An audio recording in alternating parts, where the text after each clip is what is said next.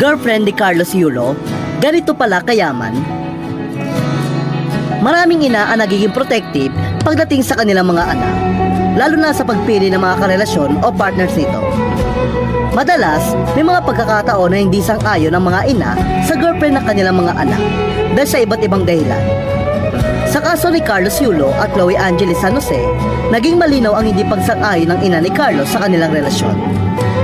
Agaw pansin ngayon sa social media ang girlfriend ng Pinoy gymnast na si Carlos Yulo na si Chloe Angeles San Jose, matapos niyang sagutin ang ina ni Carlos na si Angelica. Sa isang interview, sinabi kasi ni Angelica na si Chloe ang mitya umano ng away nilang mag-ina. Iginit din niyang wala siyang nanakaw na pera mula sa allowance at mga premyo na nakuha ni Carlos. Ani ni Angelica, wala kaming ninakaw, wala kaming ginalaw na pera niya. Ang naging mitya lang naman talaga ever since yung babae talaga, lalong lumaki. Nakuha naman ni Chloe ang simpatya at suporta ng maraming netizen. Marami rin ang umalma sa payag ng ina ni Carlos.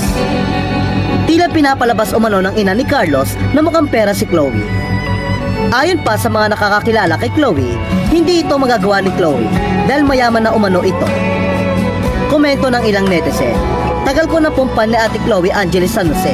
She's rich na kahit wala pa si Yulo. May sariling pera yan si Chloe, LOL. Kaya nga ba't siya ganyan?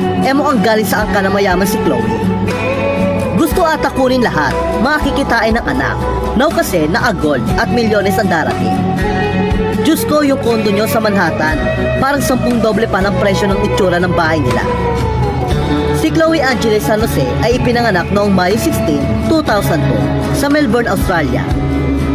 Natapos niya ang kanyang primary at secondary education sa Melbourne bago magpatuloy sa University of Melbourne, kung saan kumuha siya ng degree sa media at communication.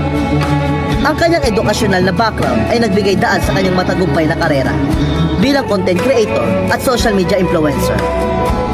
Kaya naman hindi may kakaila na mayaman din si Chloe dahil sa kinikita niya sa kanyang vlogs at pagiging influencer.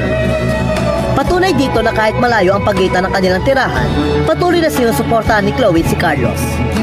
Mula sa Australia, talagang bumiyahit pa siya patungong Hanoi, Vietnam, upang panoorin si Carlos sa 31st Southeast Asian Games noong 2022.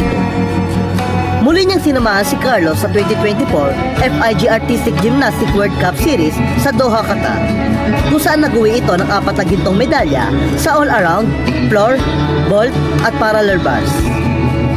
At ngayon, muling sinuportahan ni Chloe si Carlos sa 2024 Paris Olympics, kung saan nag-uwi siya ng 2 gintong medalya.